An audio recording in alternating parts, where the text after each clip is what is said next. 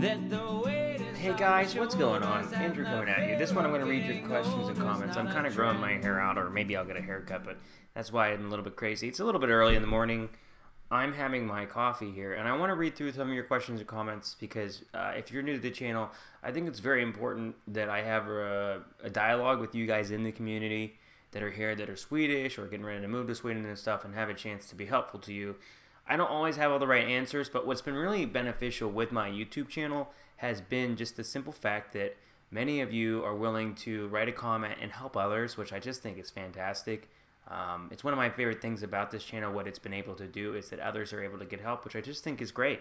So I'm going to go into it and read some of your questions and comments. I won't always have a response to this, but Declan Mestel says, if you have a European Union passport, do you still need one? Pretty sure I can open a bank account, etc. if I do. That I don't know. I don't know if my guess would be if you had a European passport already, I can't see why you wouldn't have to, why you would need a personal number to have a bank account. I know that, for example, because I'm a non-European citizen, I'm a permanent resident, but because I'm an American citizen, I think that's why having a personal number was in fact so important. So what I'm going to ask is people in the comments, if you wouldn't mind kind of going in and talking about this a little more, if you've had a bigger experience, if you know. That would help out Declan Mestel here. Going on, Vilmer says, welcome to Sweden, buddy. And I'm going to say thanks, bro. I appreciate it. I've been here a little while, though. TLC, that's actually kind of a cool name. It's supposed to be TLC. It says TLC.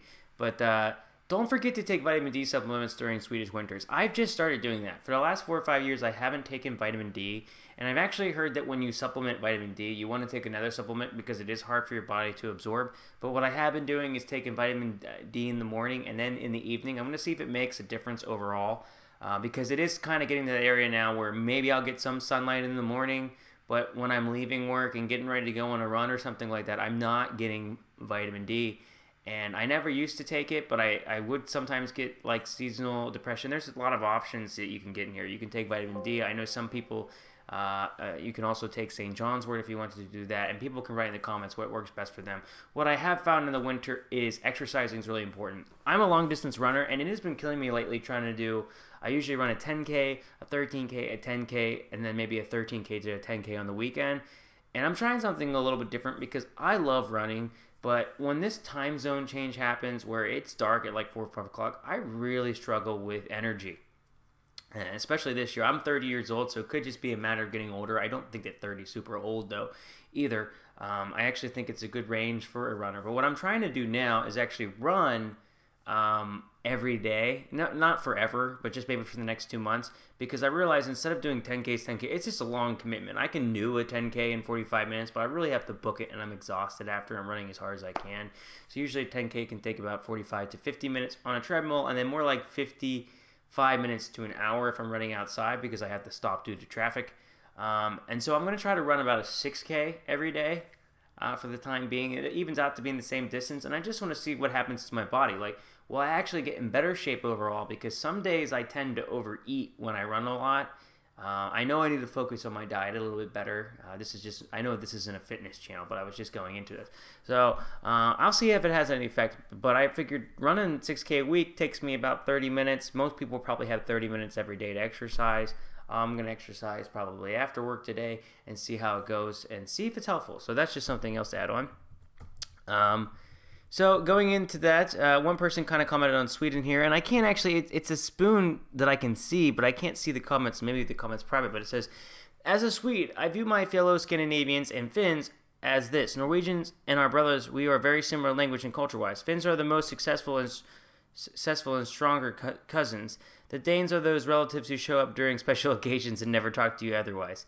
I think it's funny, the relationship that Sweden has, everything. And it's also interesting, like, what is Scandinavia? Because Scandinavia to me is Sweden, Norway, and Denmark. And then it's like, to what level do you consider Finland or Iceland Scandinavians? Because in Finland they do speak Swedish, but I've heard that maybe ancestrally they're not the same as Norwegians, Danes, and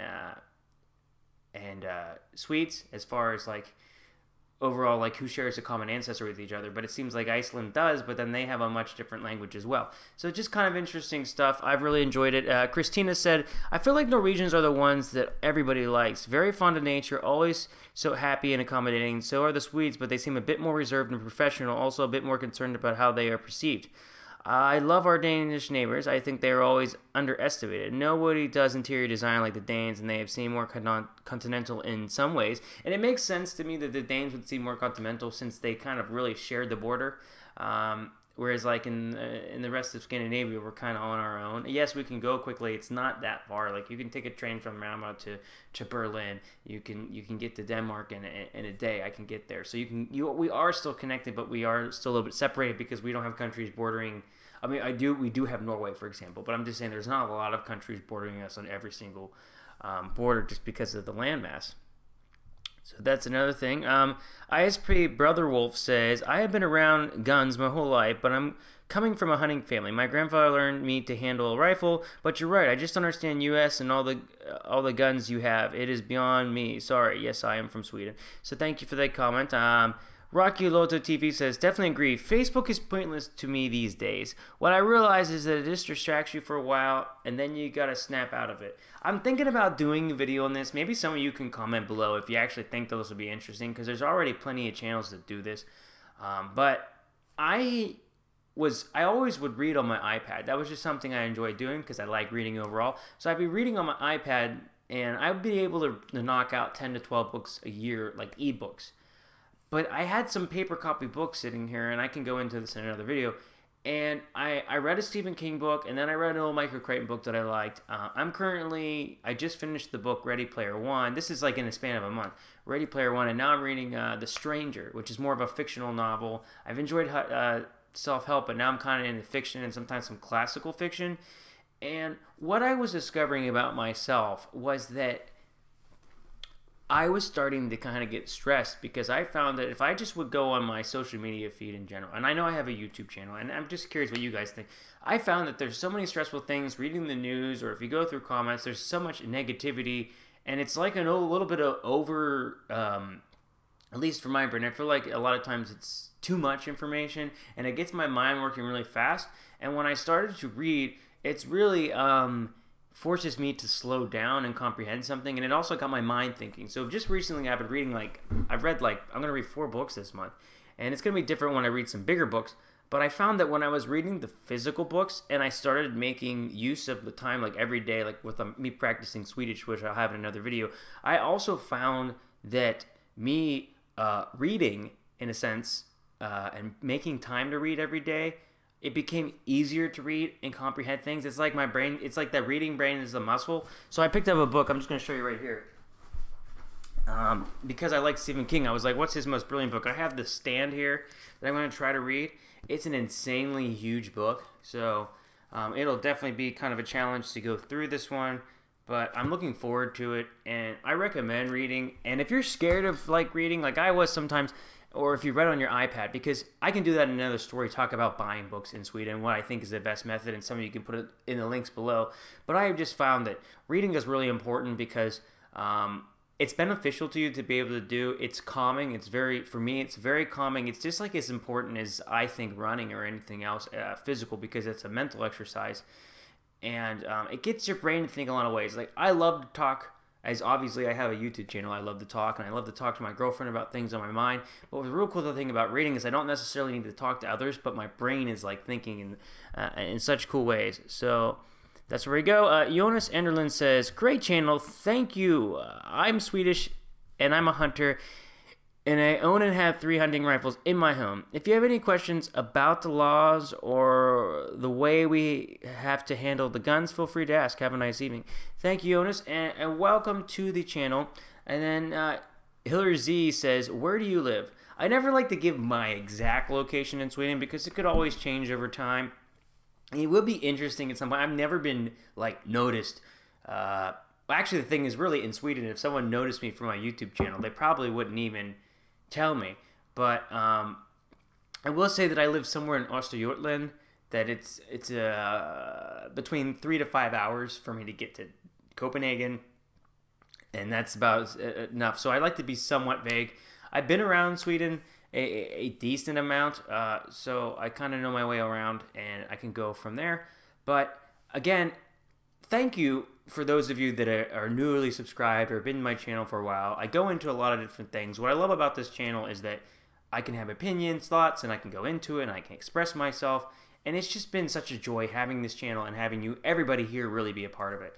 It's been fantastic. I really love this journey that I'm on, and it's been amazing.